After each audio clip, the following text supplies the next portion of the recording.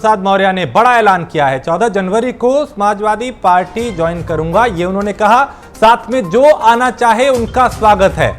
तो अब तक जो सस्पेंस बरकरार था उससे लगभग तस्वीर साफ हो चुकी है। 14 जनवरी को समाजवादी पार्टी ज्वाइन करूंगा। स्वामी प्रसाद मौर्य, जिन्होंने कल मंत्री पद से इस्तीफा दिया था और अखिलेश यादव से मुलाकात की थी, 14 जनवरी को सपा ज्वाइन करूंगा, ये उन्होंने कहा। साथ में जो आना चाहे उनका स्वागत है। दिवाकर स्वामी प्रसाद मौर्य कल जिन्होंने इस्तीफा दिया, आज वो कह रहे हैं कि 14 तारीख को समाजवादी पार्टी में शामिल होऊंगा। उनके जाने के बाद अखिलेश यादव कितने मजबूत होंगे और बीजेपी को यह कितना नुकसान हो सकता है?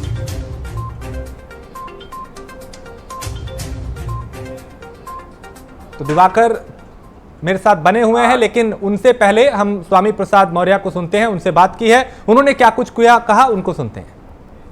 प्रसाद मौर्य जी ने इस्तीफा दिया और अखिलेश यादव स्वागत कर रहे हैं। हमारे साथ स्वामी प्रसाद मौर्य जी मौजूद है। कल इन्होंने अपनी बात कह दी थी, इस्तीफा क्यों दिया, कुछ और सवाल हैं बात करना है उस पे।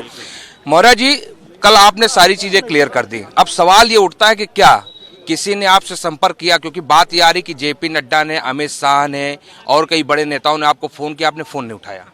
देखिए, क्योंकि ना पहले किसी नेता से मेरा कोई गुशमलाल था, ना नाराजगी थी, ना आज है। मैं नेता से नहीं बल्कि नीतियों, इनकी गलत नीतियों का मैंने विरोध पहले भी किया, कई बार उससे इनको अलर्ट भी किया, लेकिन इनके क्रियाकलाप में कोई परिवर्तन नहीं आया। इनकी गलत नीतियों का शिकार उत्तर प्रदेश की जनता को बारी बारी होना पड़ा। जैसा कि आप जानते हैं, अनुसूचित जाति, जनजाति और पिछड़े वर्गों को आरक्षण भारतीय संविधान के द्वारा प्रदत्त है। ये आरक्षण व्यवस्था को अजगर की तरह निकल रहे हैं। आरक्षित जगहों पर सामान्य लोगों की भर्ती खुल्लम खुल्ला कर रहे हैं। मेडिकल कॉलेज में भर्ती बिना विज्ञापन के एक लाइन का प्रस्ताव लेके कि अनुसूचित जाति और अनुसूचित जनजाति पिछड़े वर्ग के अभ्यर्थी उपलब्ध नहीं है, इसलिए सामान्य वर्ग से भर ली जाए। जबकि एडवर्टीजमेंट निकलता है 1 बार, 2 बार, 3 बार, और 3 बार निकलने में भी अगर कोई अभ्यर्थी नहीं आता है तब इस प्रकार की भर्ती होती है। इन्होंने विज्ञापन निकाला ही नहीं। वो सारे सरकारी संस्थान सरकार द्वारा अनुदानित, सरकार द्वारा आर्थिक सहायता प्राप्त, सरकारी और अर्ध सरकारी सारे संस्थान बारी बारी से निजी क्षेत्रों में दे रहे हैं। जब सरकारी क्षेत्र निजी क्षेत्र में चले जाएंगे तो आरक्षण कहाँ देंगे? न रहे बांस न बजे बांसुरी। बिल्कुल, आरक्षण तो नहीं देना चाहते हैं। सवाल वही है कि क्या किसी ने आपसे संपर्क किया? क्योंकि फिर बात वही आ रही कि आपने फोन कट किया अमित शाह के, जेपी नड्डा सबके।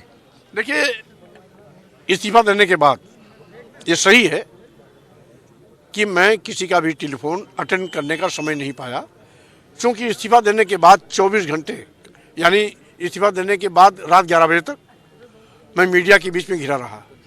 आज भी जैसे ही बाहर निकला, कार्यकर्ताओं से मिलने के पहले मीडिया के लोगों के बीच में आ गया, और अभी भी मीडिया के बीच में ही लगातार मेरा संवाद चल रहा है। तो जब मेरे पास समय ही नहीं है टेलीफोन सुनने का, तो सुनेंगे कब? अच्छा, एक सवाल और है कि दारा सिंह चौहान का इस्तीफा क्या सेम आपके इस्तीफे की तरह आएगा? क्योंकि ये जानकारी हुई है कि आपने अपना इस्तीफा उनको कहा कि इसी तरीके से लिखिए, आपने मोबाइल पर उनके इस्तीफा भेजा व्हाट्सएप पे। देखिए, मैं किसी के मोबाइल पर क्यों भेजूंगा? मैं इस्तीफा श्री राज्यपाल जी को भेजा। श्री राज्यपाल जी के यहाँ इस्तीफा कापी कहीं भी जा सकती है, क्योंकि हमने मीडिया को भी भेजा। मतलब माना जाए कि उनका इस्तीफा आप ही की तरह रहेगा, यही आरोप? मैं ये कहना चाहता हूँ, मेरे इस्तीफे की कापी सभी चैनल को गया, सभी प्रिंट मीडिया को गया, श्री राज्यपाल जी को गया, वो तो सार्वजनिक हो गया, तो उसको तो कोई अपने मोबाइल पे ले सकता है। इसलिए अगर दारा सिंह चौहान ने भी कहीं से उसको लिया है तो स्वाभाविक रूप से ये सामान्य प्रक्रिया है। उसमें एक सवाल और है, काफी लगभग 6 महीनों से एक बात उठ रही थी कि सरकार के अंदर मौर्य वर्सेस मौर्य चल रहा है। आपको याद होगा, प्राइम न्यूज ने आपसे पहले भी लगभग 1 महीने पहले सवाल किया था, तब आपने इस चीज को दरकिनार किया।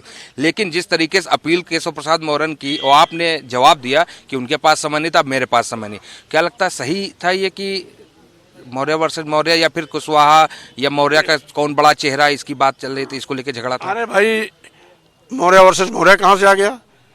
मौर्य वर्सेस बेटी और बेटा कहाँ से आ गया? ये तो छोटी बात है, और किसी बड़ी बात को हल्का करने का इनका नायाब तरीका है। केशव प्रसाद मौर्य हमारे छोटे भाई हैं, वो हमारा सम्मान करते हैं, हम उनका सम्मान करते हैं। रही बातचीत करने का, वो समय निकल गया, क्योंकि इस्तीफा देने के बाद जिस तरीके से कमान से निकला तीर वापस नहीं आता है, उसी प्रकार से एक बार राजनीतिक फैसला लेने के बाद उसे कभी पलटा नहीं जाता है।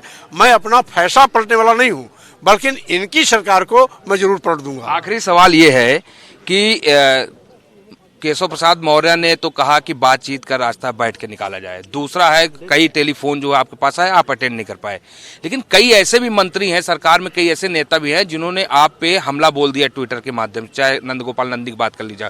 और इसी के साथ जुड़ा एक सवाल और है कि 2022 में भाजपा का कितना नुकसान करने वाले हैं? देखिए, जो भी सोशल मीडिया या ट्विटर पर मेरा स्वागत कर रहा है या मुझे खरी खोटी सुना रहा है, मैं सबको धन्यवाद देता हूं।